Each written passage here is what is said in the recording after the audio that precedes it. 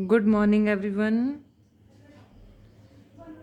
बेटा, कल हम कर रहे थे हमारा हिस्ट्री, और कल ऑनलाइन क्लास लगी थी। उस ऑनलाइन क्लास में मैंने आपको कुछ पढ़ने के लिए दिया था 3.1 unit, the reign of terror, the region of terror. यानी रीजन क्षेत्र और टेरर होता है आतंक। यानी जो आतंक का क्षेत्र था वो कौन सा था, किसके शासनकाल में आया, किसके शासनकाल को आतंक का क्षेत्र माना जाता है। और होप सो आपने पढ़ा भी होगा इसके बारे में। The period from 1793 to 1794 is referred to as the region of terror.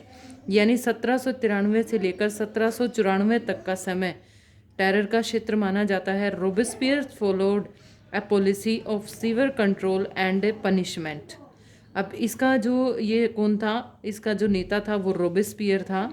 All those whom he saw as being enemies of the republic, जिसको भी वो ये देखता कि वो रिपब्लिक का दुश्मन है, वो उसी को सजा देता। उसमें नोबल्स थे, क्लर्जी थे, member of other political parties थे, even member of his own party, चाहे उसी की पार्टी के मेंबर क्यों ना हो, who did not agree with his method, जो भी उसके मेथड से एग्री नहीं होता था उन सबको वो पनिशमेंट देता था, चाहे उसमें कोई भी हो जाते थे। If the court found them guilty they were guillotine. उसने क्या किया था, एक ऐसे मशीन का, एक ऐसी उसका आविष्कार कराया था जो एक मतलब इस तरह से गिलोटिन थी, वो मशीन थी कि अगर कोई व्यक्ति गलती करता था तो उसके सिर को धड़ से अलग कर दिया जाता था, जिस डिवाइस का नाम था गिलोटिन। ऑफ टू पोल्स, उसको दो खंभों से बांध दिया जाता था और बीच में उस व्यक्ति की जो गलती करता था उसका सिर रख के उसको अलग कर दिया जाता था। उसका आविष्कार डॉक्टर गिलोटिन ने किया था, इसीलिए उसको गिलोटिन कहा गया था। Robespierre government issued laws placing a maximum ceiling on wages and prices. Meat and bread were ration. Peasants were forced to transport their grains to the cities to sell it prices fixed by the government.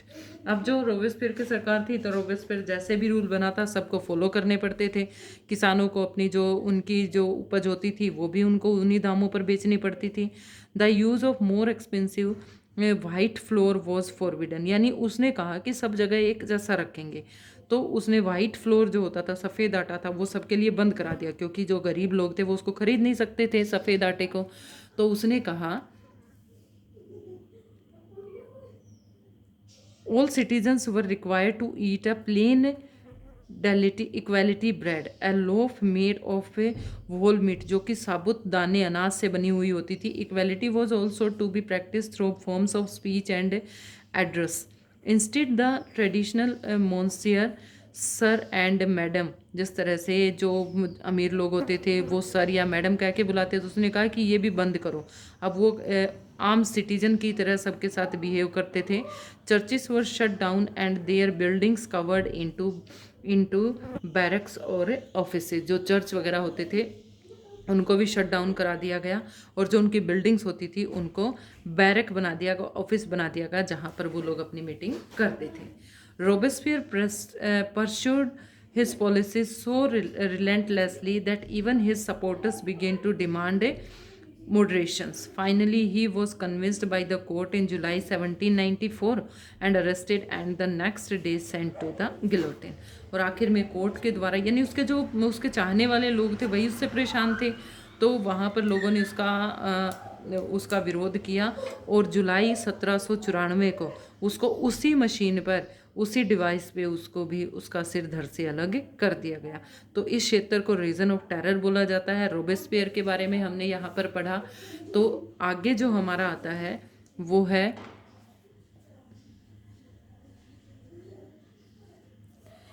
Directory rules in France. अब देखो, मुनार्की system ख़त्म हो गया, Robespierre के शासन से लोग खुश नहीं थे, तो किस तरह के शासन किससे वो लोग खुश रहने वाले थे वो देखे। The fall of the Jacobin government allowed the wealthier middle classes to seize power.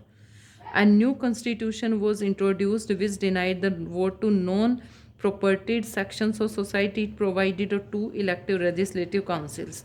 These then appointed directory and executive made of 5 members. This was meant as safeguard against the concentration of power and one-man executive and under the Jacobins.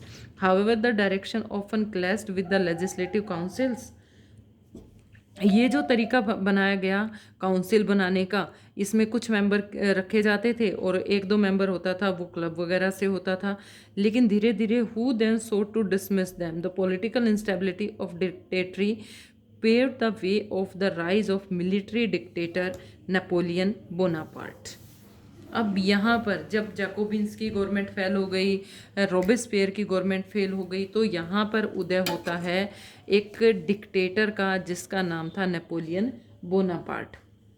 So all these changes in the form of government, the idea of freedom, equality before the law and fraternity remained inspiring ideals that motivated political movement in France and the rest of Europe during the following century। अब यहाँ से जो changes शुरू हुए, Napoleon ने क्या क्या changes किए, वो सब जो चेंजेस अभी आगे हम पढ़ेंगे। नेपोलियन जब सरकार में आया तो नेपोलियन ने वहाँ पर क्या क्या चेंजेस उसमें किए, ये यहाँ से जो हमारी ये 4th यूनिट आएगी इसके बाद हमारी, वहाँ पर हम नेपोलियन के चेंजेस के बारे में पढ़ेंगे। Hope so everything is clear to you. The next part of this chapter we will do in our next video.